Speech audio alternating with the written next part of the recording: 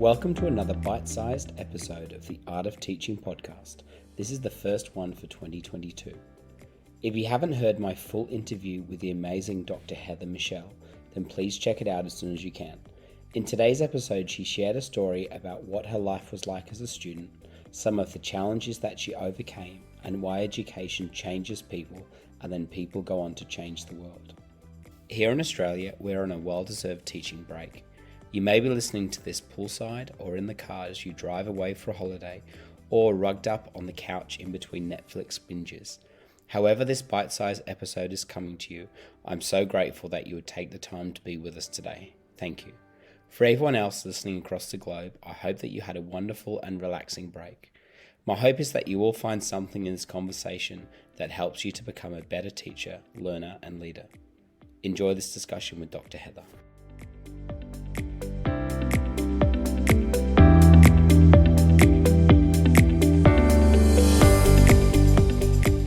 I wanted to just read a quote to you and get your thoughts because my understanding is that it's a quote that is significant to you. It's education does not change the world, education changes people and people change the world.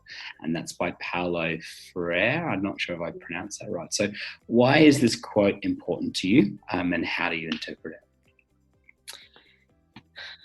it? This quote resonates with me, I think, in a couple different ways. I think, like teaching and being a teacher, I have personal experience with how education has changed my life. So when you're a teacher, unlike other professions, you bring with you so much personal experience, 12 years of your own educational experience with you. And thinking about who I was in the classroom, I was, to be honest, a pretty sad kid.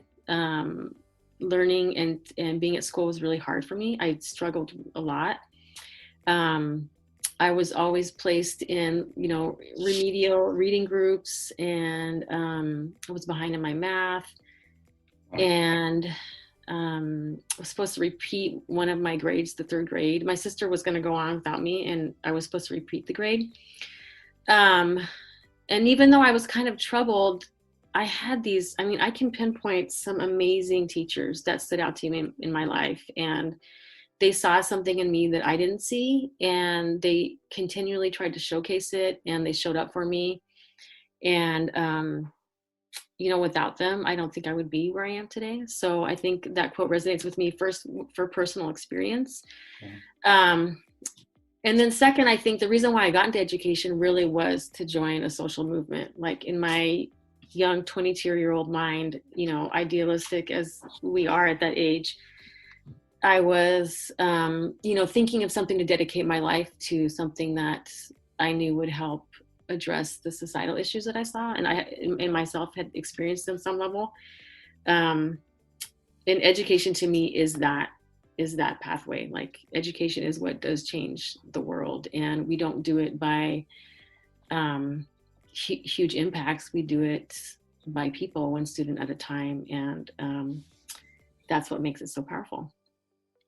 And not only that, it's such a special, thinking back to that decision, like, what am I going to do with my life? How do I want to make the biggest impact? Teaching is something that you see every day. You can see your impact every day. Like I was thinking, I could be a lawyer, but changing laws takes time.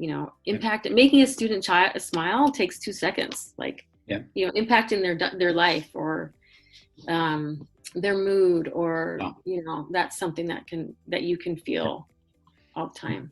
It's really interesting to hear you talk about your sort of early experiences in school, and then to go from that particularly challenging time to be lecturing at university and to have completed your doctorate in education. I think what was the thing that you found particularly challenging? In your early schooling, was it do you think it was a cultural thing surrounding a particular school, or do you think it was the way that the knowledge and information was presented? Was it the view of your teacher, or was it a combination of all of the above? So I grew up in a community that was my first schooling experience. I grew up in a community that was really affluent. And we were not that. Yeah. My mom was a single mom. We were pretty poor, and we rented out we rented out a house that just happened to be in this affluent neighborhood. Wow. And we rented out the rooms in this house. So it was a big house and it was a nice house, but we only really occupied maybe 1/3 of it. And then my mom would rent out the rooms. And so the kids that I was going to school with had a lot of money, and we just didn't have that. And it was a pretty white community. And so I think my sister and I, we were twins, so that made us kind of novel and kind of stand out. But then we were also brown, and so that kind of made us stand out. And then we were really poor, and so we were pretty much, we got teased a lot. We got bullied and teased a lot. And my sister had a different approach, kind of to dealing with that. But I think I internalized a lot of it. Yeah. Wow. And so that's where it stemmed from. And then we actually changed schools. My 3rd grade year, when I was supposed to repeat, we changed schools my mom just moved. It wasn't like she did it on purpose, but we changed schools and we went to kind of like the other side of the track school or whatever. Yeah. And it was more in line with who we were. And I started to do better in school. And we didn't stand out as much. And then I continued to have great teachers. My grandma stepped in and tutored us for one summer. Yeah. Thank you for thank you for sharing that. I mean, that got very personal very quickly. I really do appreciate you saying that, and I think it's just a reminder that our children come to school with a variety of different types of things vying for their attention, whether that be the neighborhood that they're from, whether it would be an issue that they've had with their mum or their dad, or an argument with their sibling, or their language background, or their socioeconomic status. And I think it's a really wonderful reminder that just to check in with your kids and see how they're going, and realize that what they bring is wonderful and diverse, but also really, really complicated. So thank you so much for sharing that. I'm sure that there's somebody listening that goes, that's right, I need to check in with my class today, or I need to check in with them. Yeah.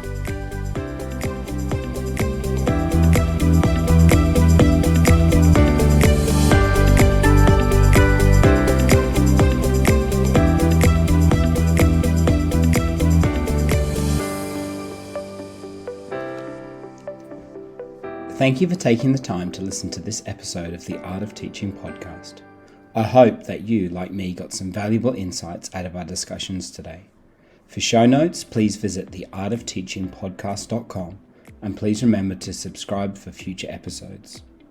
If you could also let me know your thoughts of our discussions, please rate and review the episode on iTunes and share the resource with anyone that you think would find it useful. Thank you for listening. Until next time.